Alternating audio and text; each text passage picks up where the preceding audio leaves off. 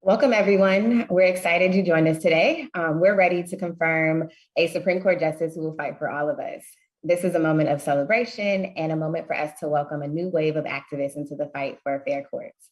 I'm Raquel Jones, the Director of Leadership Programs at People for the American Way, and will be one of your moderators for today's training as we work to help confirm the first Black woman to the Supreme Court. I'm gonna pass to Keith now. Thanks so much, Raquel, and welcome everyone. I'm thrilled to be here and I'm thrilled to be joined by my partners in crime, Raquel and Cedric Lawson at the Leadership Conference on Civil and Human Rights. My name is Keith Tyrion. I'm the Vice President of Strategy at Alliance for Justice Action Campaign, and I am thrilled to be in this fight with you and in this historic moment because that's what you've done. By joining us today, you have joined history. Together, we are going to confirm the first Black woman committed to equal justice to the U.S. Supreme Court in history. We know that based on her qualifications, Ketanji Brown Jackson should be confirmed 100-0 to the U.S. Supreme Court. She's already been confirmed 3 times in a bipartisan fashion, and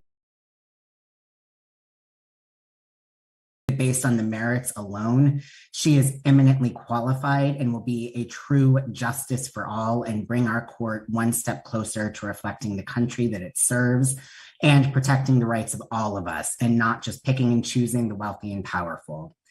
But we also know we cannot take this for granted, that we are here to fight, that we are here to make it clear that the public in history is on our side and make it clear that every senator should be voting yes to confirm. We're also here to make sure that we're using this moment to educate our communities and our constituencies about the stakes of this fight and the stakes of the court that affects issues that impact nearly every day of our lives. So thank you for joining this fight. Thank you for joining in today, and I'll turn it over to Cedric. Thank you, Keith. We're so excited to have everyone here with us today. Please take the time to learn from what everyone has to share. We will go over different activities that you can engage in to engage not only your communities and constituencies, but of course to understand how you can engage your senators regarding how they vote on this important nomination and move forward towards confirmation. And with that said, I will pass it to Raquel. Thank you, Keith and Cedric. We're going to kick off today's training with Kimberly Tigner from She Will Rise, who will talk to us about the stakes of this fight. Kimberly? Thanks so much, Raquel. My name is Kim Tigner. I am one of the co-founders of She Will Rise. Inspired by Maya Angelou's poem, Still I Rise, She Will Rise represents a shared voice and determination of Black women in our pursuit to see the first Black woman confirmed to sit on the Supreme Court of the United States, and more Black women throughout the federal judiciary. From ending police violence and racial profiling to advocating for healthcare access, Black women have shown up for our democracy, for our protests, and for our community. We have demonstrated that we are not only in support of policies and laws that will improve the lives of all Americans, but we are also willing to fight for them. In nominating Judge Ketanji Brown Jackson, and I'm going to say her name over and over and over again because it just brings me full joy to say all of her names, Ketanji Brown Jackson. President Joe Biden has made good on his promise to nominate an eminently qualified Black woman justice. And now we must show up for Judge Jackson on her path to the Supreme Court. It is now on us to ensure that she is able to not only be confirmed, but also navigate this process with the integrity and honor she deserves. There have been 115 Supreme Court justices, but only 5 women and 3 justices of color. We have waited 233 years for a Black woman to be on the Supreme Court. As the nation grows more diverse, the imperative to change the status quo is more urgent than ever. As we all know, the judiciary must earn the faith and trust of the people it serves. And with this nomination, we are one step closer to renewing that faith. In a democracy of and for and by the people, freedom and liberty cannot be delivered until all institutions authentically reflect the extraordinary diversity of people, perspectives, and contributions that make our country special. This historic moment is not only the aggregate of Judge Jackson's tireless work ethic, the bravery of Ruby Ridges, or the integrity of Justice Thurgood Marshall, but also the advocacy, the organizing, and determination of this diverse and dynamic coalition. I often think about how in navigating the challenges of life and the lives of those we love, how easy it is to forget the integral role of the federal judiciary. So many issues that profoundly impact our daily lives are heard, decided, and sentenced before federal judges. Issues from policing, drug addiction, healthcare, to taxes are intricately linked to the federal judiciary. With the announcement of Judge Ketanji Brown Jackson, we immediately have a supremely qualified jurist. Still, this moment is not only historically important by symbolizing the fullness of the makeup of America. She will now bring her lived experience, her judicial acumen, her ability to engage in deliberative discourse with her fellow justices about the cases before them. This is the moment we were building for, and we know that she will rise, but we also stand ready to stand together with Judge Jackson and make clear that when she rises, we all rise. Thanks so much for joining us today. Thank you, Kim. Thank you so much for those words. Now, moving forward, we will hear next from Erin Martin from National Women's Law Center. Erin? Thank you for having me. The American people deserve a Supreme Court which reflects the nation's diversity, from race to gender to professional background and more. Judge Jackson's extensive background across the legal profession and commitment to equal justice for all makes her the justice we deserve.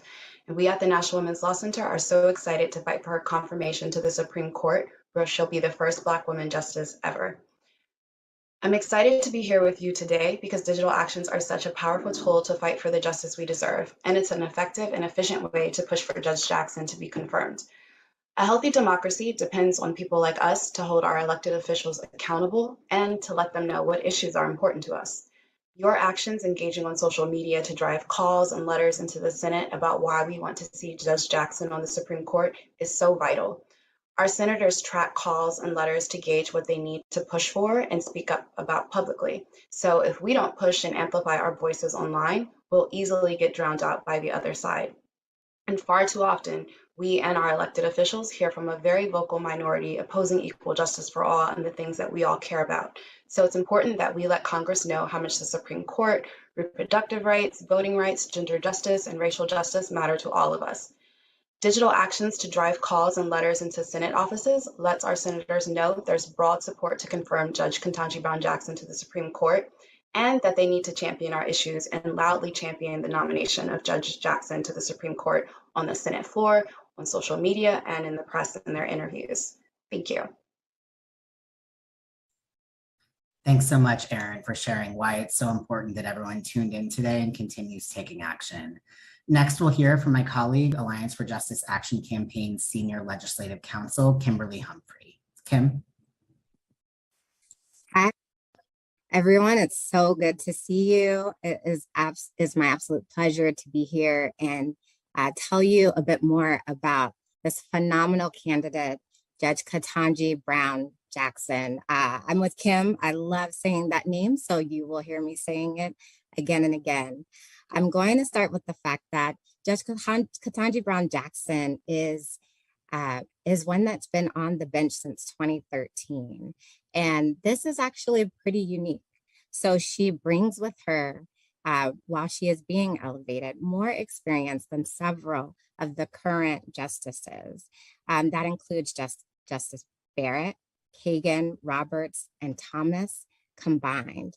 She's bringing more judicial experience to the bench than all of those folks had at the time of their confirmation. I mean, if we want to talk about qualifications, we know we have no argument there. In addition to her judicial background, previously she had 2 stints on the U.S. Sentencing Commission, and we are also very excited about her experience as a federal public defender. We know that with that background, you have a strong familiarity with the people. You understand the importance of representing everyone, even the least among us. So we are excited about all of that experience, in addition to her civil and appellate experiences that she brings with her, having been in the private sector for 7 years. So we are so excited to go through this confirmation fight with you. Again, we think that she can get all of the votes. She has been confirmed 3 times by the Senate. And so there's no excuse for her not to get every single senator's vote. And we are with you to go through this fight together. Thank you. Thank you, Kimberly. Thank you for that background on Judge Jackson. Again, everyone, my name is Cedric Lawson, and I'm so excited to share with you the Supreme Court nominations process.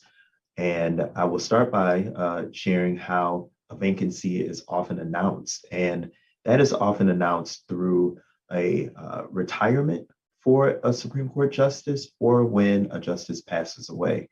In this case, Justice Breyer announced their retirement in January. In terms of selection, the White House reviews records and interviews candidates.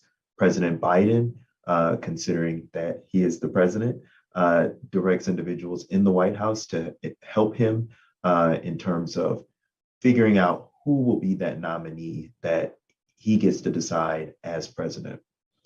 In terms of the nomination process, the president publicly nominates someone for the vacancy, which happened this past month. The Supreme Court nominee traditionally has courtesy meetings with individual senators. That's happening right now, where senators can speak privately with the nominee.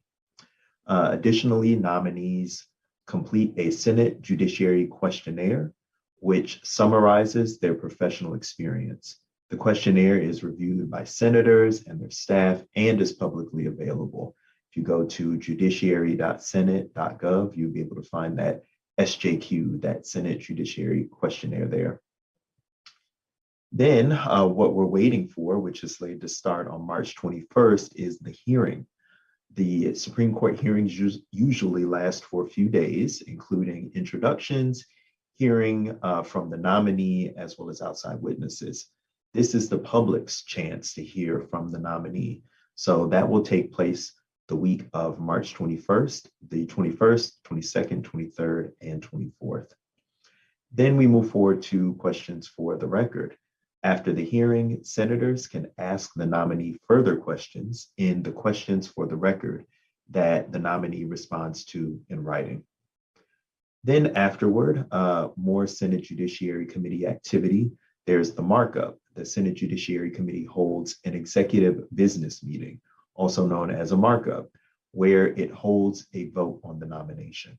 The committee can report a nominee favorably, unfavorably, or without a recommendation. Then if needed, in this case, especially considering how close the Senate margins are in terms of the majority and minority, if needed, there may be a discharge motion that is a very particular Senate action. If the committee vote is tied, which is a possibility, the full Senate must vote on a discharge motion in order for the nomination to be placed on the Senate executive calendar for full Senate consideration. The motion must be made on the Senate floor with up to 4 hours of debate before the discharge motion is voted on. To succeed, the motion requires a simple majority vote. So in other words, the nomination would essentially be discharged from the committee where it has received a tie vote, if we're to have a tie vote. Moving forward from that action from the Senate Judiciary Committee to the Senate floor, we move on a series of votes, starting with a cloture vote. Recently, most nominations first require a cloture vote to end debate on the nomination. To end debate, a simple majority vote is required. If the cloture vote is successful, senators have up to 30 hours to debate the nomination before a final vote is held, which leads us to that point, that final vote. Finally, the full Senate votes to confirm the nomination. Confirmation requires a simple majority vote. So there you have it, a number of steps that lead us to what we are anticipating will be a final vote on Judge Jackson for her nomination to the Supreme Court. Now, with that said, I will pass it to my colleague, Raquel. Thank you, Cedric, and for all the speakers thus far for helping us set the agenda. We will now move into our training section, our first training section, led by People for the American Way's very own Reverend Leslie Watson Wilson, who will train on how to tell your story and why it matters. Reverend Watson Wilson. Well, hello, everyone. I am so glad to be here. I am so excited about this time. There's something that's incredible that's happening that requires you, your walk, your talk, your perspective, your voice, your story, your testimony, your defense for the hope that's in you to confirm the Honorable Ketanji Brown Jackson to the U.S. Supreme Court. How can we do this? How would you do this? There are many ways to do it. I say, for example, there is a particularity of being Black, African-American, American of African ancestry that has been absent, missing on the Supreme Court. What would you say? How would you say that? I'm saying that I'm smiling with great expectation for in the next few weeks when I pass by the Supreme Court and I know someone who will be there that looks like me. What would you say? I say I'm feeling good knowing that when I protest on the steps of the Supreme Court for abortion rights, for labor and voting rights, for fair wages, whatever it may be, that someone behind the doors will get it. What can you say?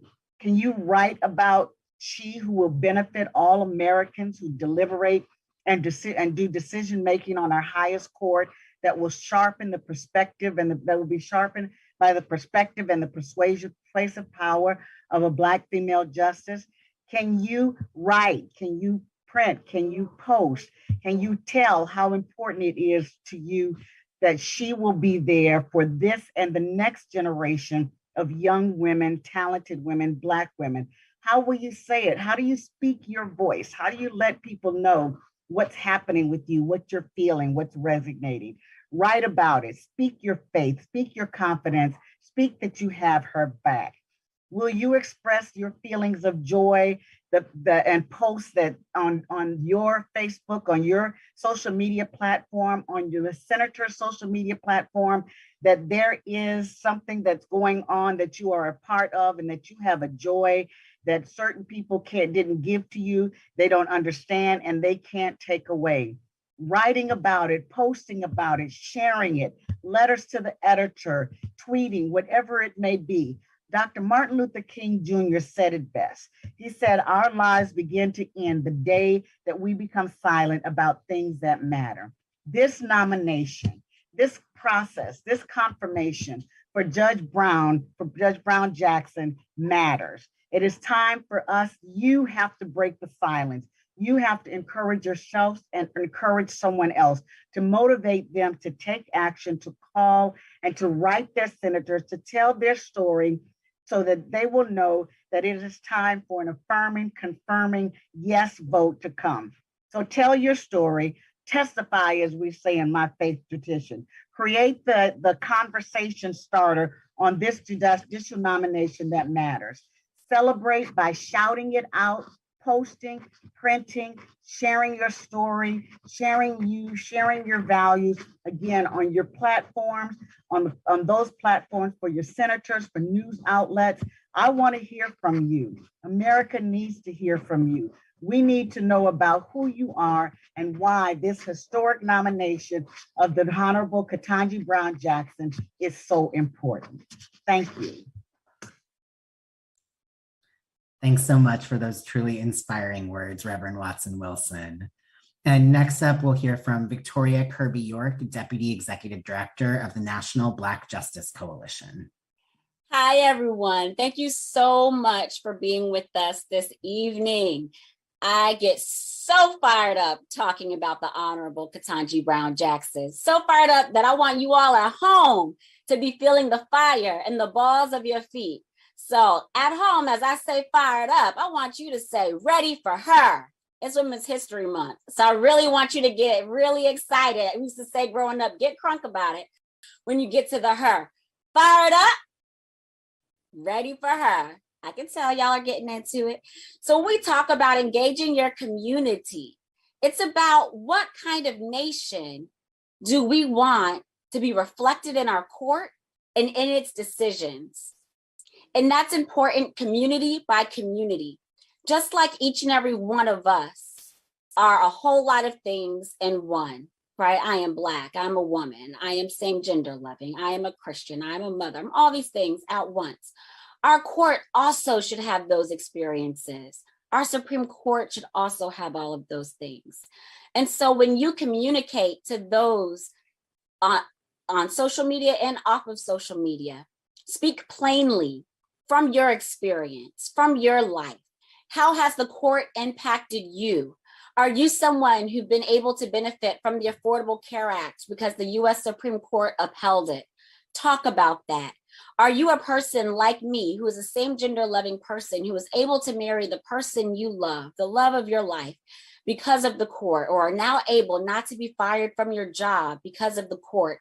Talk about your experience.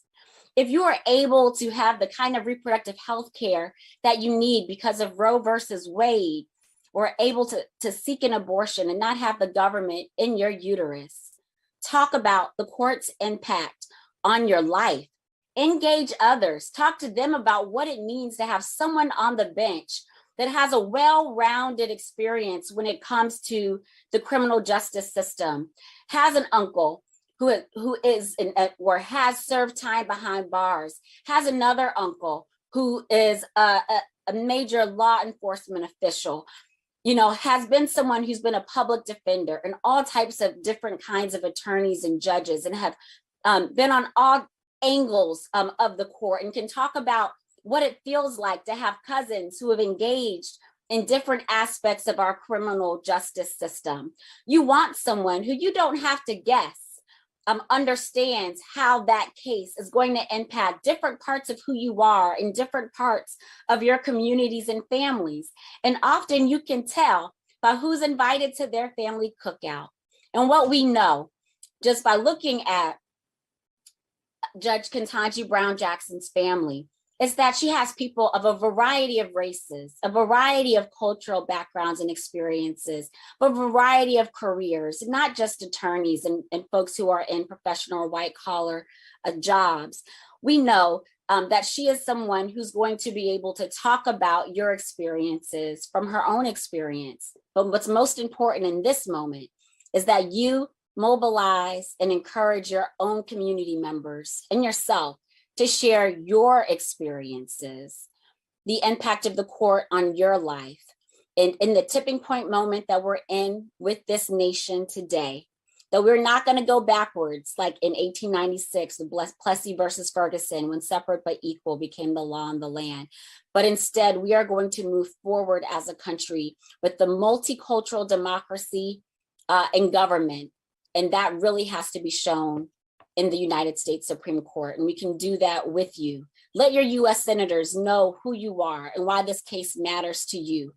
Let your community know that and encourage them to do the same thing, to slide into some DMs about making phone calls and texts and social media tweets, etc. And most importantly, phone calls and office visits. You'll learn more about that with the rest of this training. But be sure that in all of it, you center your experiences and those that you love. We can do this together. Thank you, Victoria Kirby York, representing the National Black Justice Coalition. Now we will move on to Jess Davidson. Jess Davidson from American Association of Persons with Disabilities, AAPD. Jess. Thank you so much. And it's so wonderful to be here with you all. Something that you have probably heard a lot during high stakes moments in Congress, and will definitely hear a lot during this nomination, is that it's very important that your senators hear from you. I'm here to tell you that is not just lip service. It really, truly is crucial that you reach out to your senators early and often to tell them that you support Judge Jackson. A little insider tip for you. Each congressional office has a tracking system where they tally how many of the calls, emails, and other correspondence that they received that day were about a certain topic. For example, right now, most offices probably have a category for supports Judge Ketanji Brown Jackson and for does not support Judge Ketanji Brown Jackson. That information is tallied up daily and weekly and then sent to office leadership and to the member on a regular basis. And senators and their teams do consider that data when they're making decisions. This is why it's so important to contact your senator and tell them that you support Judge Jackson, even if you already think you know how they are going to vote. If your senator is supportive in line with their party, usually, their support will be reinforced by knowing that their constituents are happy. If they are expected to be oppositional in line with their party, then they might be more cautious if they know that large numbers of their constituents do not support the party line. And if your senator is considering stepping out of a party line, or better yet, if they are undecided, your call could be the deciding factor in how bravely they move forward. And that's pretty cool. There are many ways to contact your senators, and I want to encourage you to engage in as many of them as possible. The first way is by calling. You can do this by dialing the Capitol switchboard at 202-224-3121 and telling the switchboard operator who your senator is. Or you can find a direct number for your senator's DC and state offices on their website. A favorite pro tip, my mom actually keeps her senator's office numbers saved in the favorites on her phone contacts. So anytime she's watching the news and she sees something she likes or is upset by, she can just make a call with one click. A few things that I want you to remember when you're calling. One, even if you are expressing disagreement, please do so respectfully. Usually the phones are staffed by unpaid interns or underpaid staff assistants. Two, you can be brief and concise. Your comment will be recorded as a tally mark in a category like I shared earlier. It will not be recorded in detail, even if you have all the best talking points in the world. Three, at the top of the call, mention that you're a constituent. If you are from the area code of the phone, if the phone number that you have and the area code does not match an area code for your state, it's usually helpful to say, I'm a constituent calling from zip code 1234. And four, keep it short, sweet, direct, and to the point. An example of what I might say if I were making a call to my senator, I live in DC, but I'm from Colorado, is, Hi, my name is Jess, and I'm a constituent from zip code 80526. I'm calling to urge Senator Hickenlooper to vote in favor of Judge Ketanji Brown Jackson's nomination.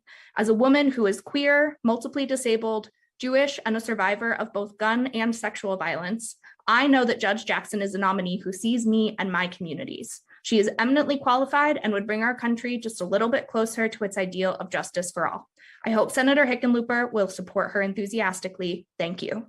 That's it. You don't need to be a policy expert or have the perfect supporting points and sources. You just need to briefly and respectfully share your lived experiences and your point of view. If calling isn't your thing or isn't accessible to you, you can also directly write your senators. On their websites, all senators have a direct email form that you can fill out on the site. And writing to your senator is a great way to get a bit more in depth on the specifics of an issue or a concern.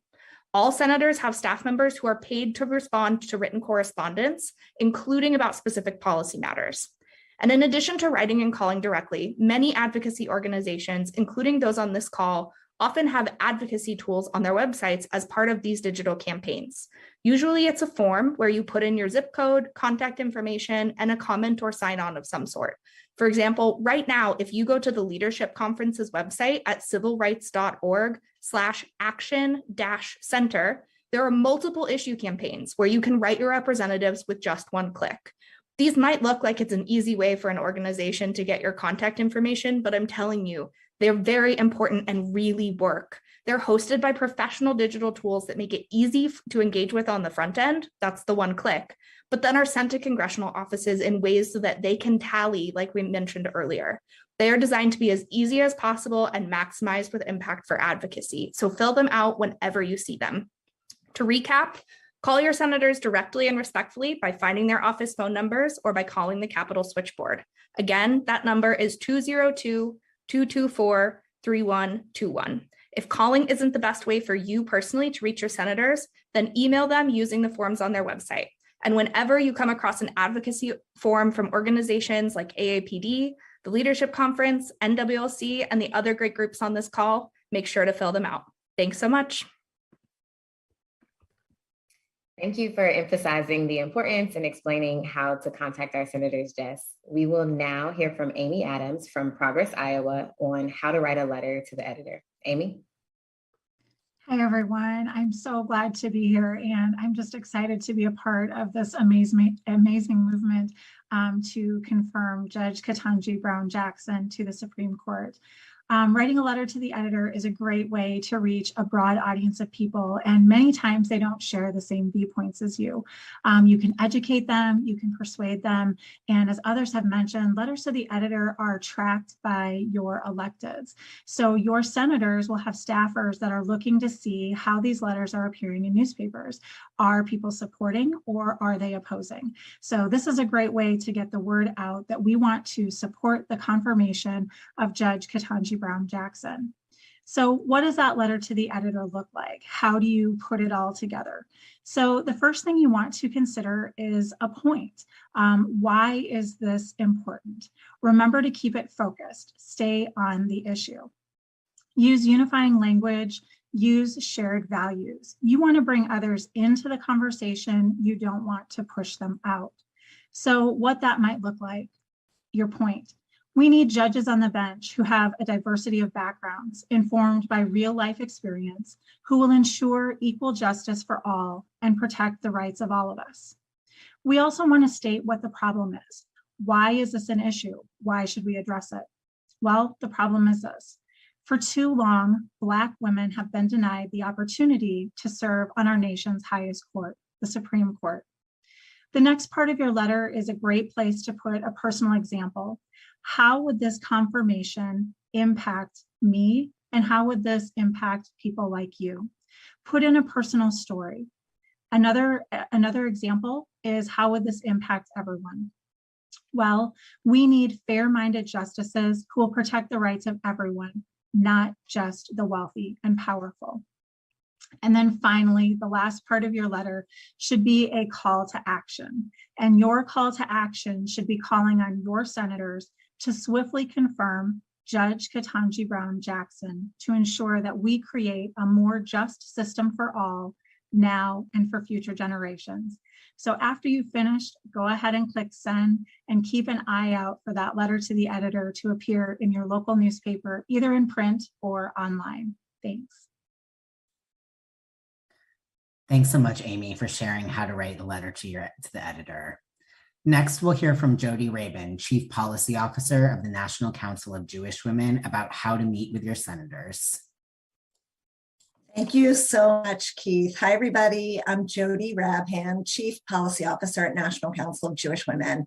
And meeting with your senators and their staff is one of the most important ways that you can make your voice heard on judicial nominations, including Supreme Court nominees. We heard about how critical this is already from Erin and Jess. Staff are the ones who write the memos and make the recommendations to their boss, so developing a relationship with them and really keeping it strong is a key tip to being a great advocate. In the world of COVID, and frankly, anytime, this is really easy to do virtually. First, you're going to want to reach out via email or phone, depending on if you already have a relationship. If you don't have a relationship, all you need to do is call the office and ask for the staffer who works on judicial nominations. As a reminder, we all have 2 senators, so just keep in mind that you're going to have to do this twice. As Jess mentioned, you can reach Senate offices by dialing the Capitol switchboard, 202-224-3121. You can also find direct dials on their websites. You can reach out to the scheduler, which you can find on the website, and request an appointment that way as well. When you request your visit, share that you want to talk about the nomination of Judge Ketanji Brown Jackson to the U.S. Supreme Court. As you're setting up your meeting, determine if it will be on Zoom or phone, Google Meet. Some offices do have a strong preference one way or the other. Many don't like to be on camera, for example. So know that there are lots of different ways and go with it. It's easy to set up a conference call from your phone or get a free Zoom account or host a Google Meet. You can search online for any of these options. You'll want to invite partners to show a breadth of support in your community for her nomination. And you'll also want to let the staff or the senator know who will be in attendance before your meeting. Whether you're in community or just with yourself, plan out your virtual visit in advance.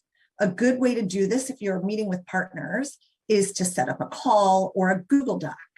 If meeting with partners, you can divide up pieces of the visit, so before, during, and after, so that there are a range of voices that the senator and the staff hear from. So let's talk about before the visit. Assume you're going to have about 30 minutes. You'll want to assign a timekeeper and determine in advance how you're going to keep everybody on task.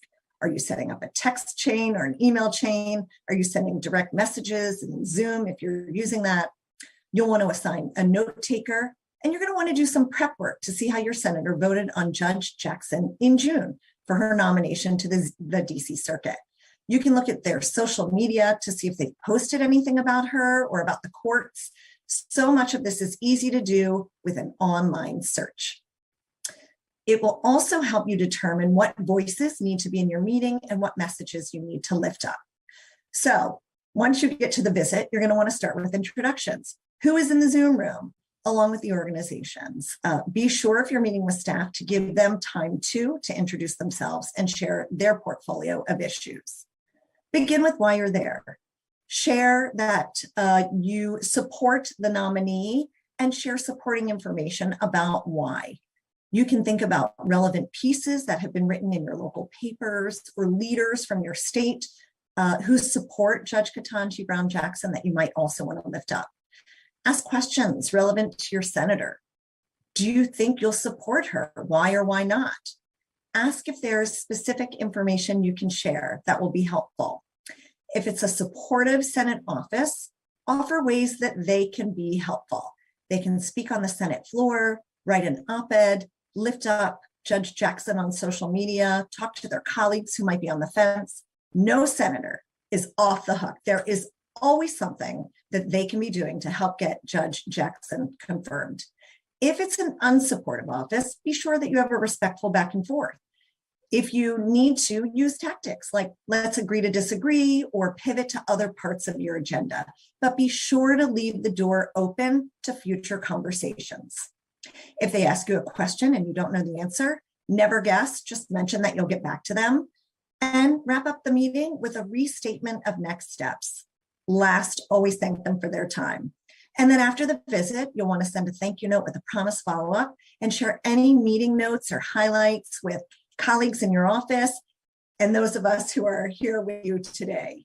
Remember, you are constituents, and it's just as important to meet with offices with whom you agree, as well as those offices with whom you disagree. They all need to hear from you. All of the speakers and trainers here tonight are here to help you be the most successful advocate. You can check our websites for resources, information, background information on Judge Jackson to help you get ready for a successful virtual visit with your Senate offices. Have fun with it. This is an incredibly exciting moment in our history. Thanks so much. Thank you, Jody Raven with the National Council of Jewish Women. Next, we will have January Williams with NARAL, who will discuss what it takes to get your senator's attention on social media. January Williams. Hi, everyone. Thanks so much for having me here today. I am the digital director with NARAL Pro-Choice America. This nomination comes at a pivotal moment in the fight for reproductive freedom. That's why it's so important that we're using every avenue available to get the attention of our senators. So what does that mean, right? Like, we want to make sure that they're seeing us on social by creating an environment where our messages are supportive, they're unified, they're consistent, and they're able to be amplified. So let's think about how we're creating these messages, where we're getting them from. Right now, I think there should be a link on your screen that's driving to a toolkit provided by the organizers of today's event. So when we're taking these moments, right, make sure you're copying these messages from the toolkits that's out there. Also, when you want to get your senator's attention on social, you have to tag your senator in a message, right? That means mentioning them, posting on their Facebook pages, also making sure that you're not sliding into their DMs on IG, but posting on their different posts to make sure they're hitting them up. Also, you want to make sure that you're using a consistent hashtag. Right now, the hashtags that we're using are hashtag confirm Jackson and also hashtag justice for all. This way, our senators know, hey, we're talking to you because I want you to know I'm a constituent of yours, and I want to make sure that you're voting to confirm Judge Jackson. Also, using a consistent hashtag not only creates momentum on social media, but it makes a conversation very easy to follow, right? So not only are senators able to follow this, their staff are able to follow, and also people within your network and other users on social media are able to jump in and reach out to their senators as well. One of the things, like we all know, 280 characters on Twitter, right? That's why we want to be super tight and consistent with our messaging and make sure that we're using the hashtag. The other thing, you know, as the confirmation hearings are getting started, I believe on March 21st, right? We want to make sure that we are not only flooding social media with positive and accurate information about Judge Jackson, but that we're, you know, also hitting our senators up so they know, like, hey, we're still here. We support her. We want to make sure that you're supporting and confirming her. We also know that, you know, part of the reason that we want to flood social media with positive, you know, and accurate information is because the other side is out there ramping up, you know, disinformation and their misogyny and like everything else that they want to say that's false about her. So as supporters, we want to make sure that we're really, really standing up there for her. Don't forget, everyone has a following on social media, no matter how big or small. So make sure that you're able to activate yours, right? The people that follow you on social media do it because they care about your opinion, and you have an opportunity to influence by sharing these messages. So just know that you're making a difference and that you are supporting the confirmation of Judge Ketanji Brown Jackson so that she becomes Justice Ketanji Brown Jackson. Thank you all so much. Thank you, January. We definitely want to make sure our senators are seeing us. We will now hear from Julia Peter from the Center for Popular Democracy, who will train around what phone banking is and why it matters. Julia? Hi, everyone. I'm so excited to be with you all this evening. The Center for Popular Democracy is an affiliated network of grassroots organizations. We're in 35 states, DC and Puerto Rico, and our network is just so excited to be in this moment and to confirm Judge Jackson. So let's talk about phone banking. Phone banking is a very effective way to have conversations with constituents in key states that will generate lots of calls to senators' offices. It's also totally safe. You can do it from home or really anywhere that you have, cell service or Wi-Fi. We learned earlier in the call how important it is, for your senators to hear from you. I'm also guessing a lot of people on this call have been involved, with GOTV efforts, reaching out to voters. And phone bank is really just combining both of those skills. We're going to be reaching out and calling constituents and encouraging them to then call their senators. So, think about how important it is for your senators to hear from you, and think about if you're able to amplify that message instead of just, leaving one voicemail with each senator. Think about if you could call 10 friends and generate 10 calls and get them to do the same. And then if you want to take it another level further, instead of just generating, those 10 calls, coordinating when those calls come in, so they're getting those calls to the same office on the same day. And generating these kind of mass calls really does have an important impact. As we already heard, offices are counting these calls. So it really is an effective way to get your voices heard. So let's, talk a minute about the steps to doing this. When calling constituents, it's good to have a script for yourself. You want to pitch to them why this is important. You also have the number available to them, so you're able to help connect them to their senator's office, and then help them with a script, give them some baseline points for their message that they're going to leave when they speak, to their senator's staff. You can certainly do this on your own, and I'm asking and expecting you all to do this. You could even do it tonight, take out your phone, call through your friends and family, be ready to help them with some key points, for their voicemails that they're going to leave, have that switchboard number ready for them.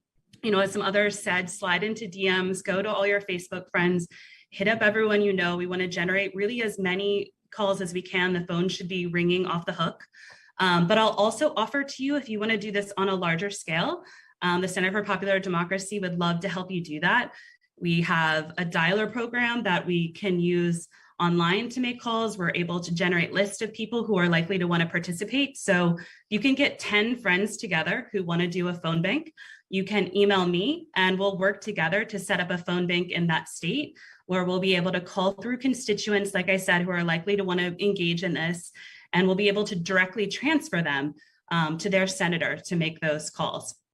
So again, if you can get 10 people and you want to do a phone bank, we'll jump on Zoom. I'll jump on Zoom with you. It'll be pretty fun. We'll go over the script together. We'll spend an hour or two and see how many calls we can generate to senators in that time. My email is jpeter, JPETER @populardemocracy.org. And I would love to help you make that happen. But regardless, I'm counting on you all to not just, leave those voicemails, but at least call your friends and family, get them to leave voicemails as well. It's so important. I'll leave it there, but I just want to say I'm so thankful for you all to be in this fight with us, and I cannot wait to celebrate with you all, hopefully very soon. Thanks. Thank you, Julia. Julia Peter with Center for Popular Democracy. And now we will hear from Katie Reilly with Ultraviolet on how to spot and combat disinformation. Katie Reilly. Hi, everyone. Thank you for joining. Ultraviolet is a gender justice organization, and I lead our campaign fighting disinformation. If you haven't heard the term before, disinformation is intentionally false info that's meant to mislead people, and it has become a key tool used by the right to radicalize people and spread racism, misogyny, and division across social media and the world.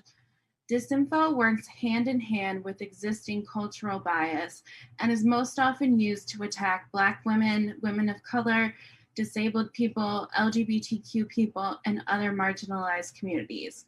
These attacks are meant to silence these voices and push forward right-wing ideologies. That's why it's no surprise that disinformation is being used to attack the historic nomination of Judge Ketanji Brown Jackson. Ultraviolet believes that social media platforms and legislators must create systematic policies for stopping the spread of disinformation. But there are steps we can all take to spot and limit the spread of disinfo in our own communities. So how do you know if what you're reading is disinformation? First, trust your instincts. Does it seem too over the top or outrageous to be true? Is it just trying to make you angry? If you think something is off, you're probably right. Start by doing a reverse image Google search to look for the original source of any photos that you see in the article or on the website, because photos are often taken out of context or edited to make something appear real that isn't. You can use fact-checking sites like PolitiFact and Snopes and check well-respected news outlets like the New York Times or the Washington Post that can help you find the facts. Question the source. Is it from a well-researched news site with journalistic standards or from someone trying to push an agenda or sell a product? Ask yourself how the message and photos are filtered through biases against BIPOC, disabled, LGBTQ people, women, and underrepresented groups. If you suspect that you've come across disinformation, don't reshare it, even if it's to debunk it, because that actually just brings more attention to that false information. Instead, you can use the tools built into social media platforms or whatever other, if you've seen it on a news site or something like that, contact them and report this information as wrong, or reach out to a group that's on this call today if you can't figure out how to report it and you need help. These are a few quick tips to help you get started, but if you're interested in more information to fight disinformation, be sure to sign up to receive the toolkit at the end of this call, which will have more resources and examples. Thank you. Thanks so much, Katie, for sharing this really critical tips and experience on how to combat disinformation. And thank you to all the speakers that have shared different expertises and skills bases as we're going through this training. Finally, we're going to wrap up our speaking program by hearing from Kadida Kennedy, Executive Director of the New Pennsylvania Project and one of the fiercest and longest time courts advocates we know. Kadida. Thank you, Keith.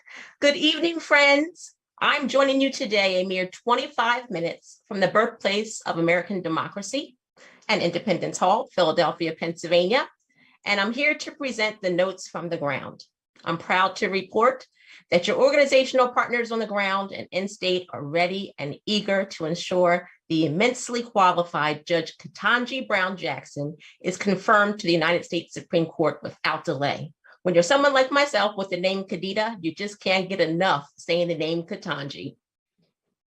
And if that's not enough for you, I also want to make sure that you understand today that on the ground, your state partners are writing letters to the editors. We're making phone calls, we're hosting events, and we are leading rallies.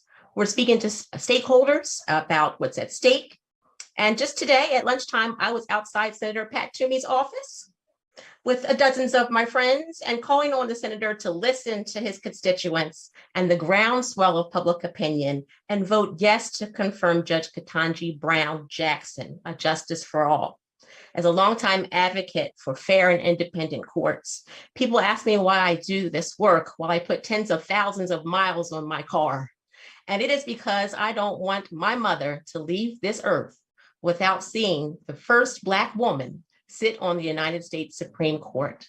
So let's do this work. Happy International Women's Day to all of you. Joy, joy.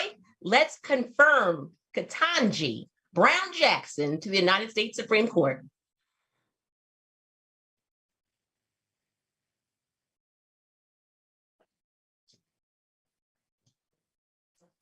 Thank you, Kadida. Thank you for sharing those notes from the ground, for your continued leadership in terms of the work that you do as a fair courts advocate, as someone who engages their senator and is a model for advocates across the country in terms of what it means to hold senators accountable for their votes. Every senator votes on every judge, including the Supreme Court.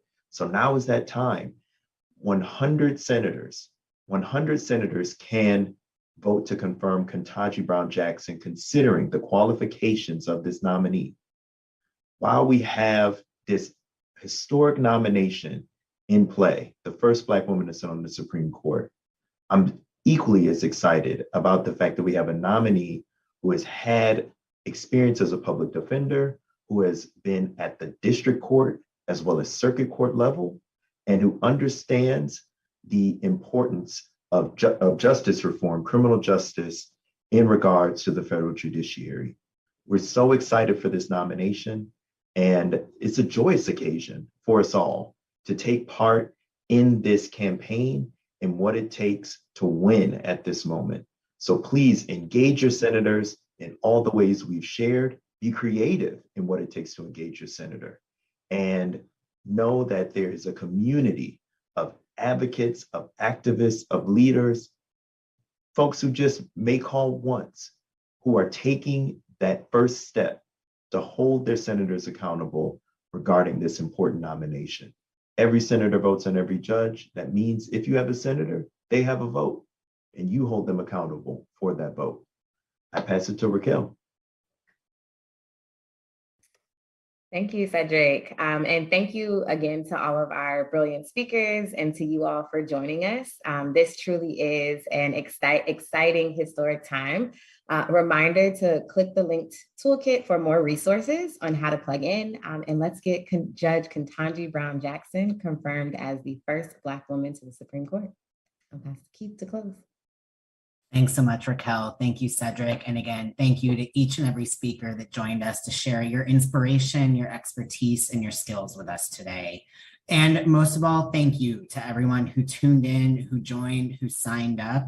Now you know what to do. Sign those petitions, make those calls, answer those action alerts, write those letters to the editor, meet with your senators, and make it clear on every channel and in every media that you support confirming Ketanji Brown Jackson to the U.S. Supreme Court.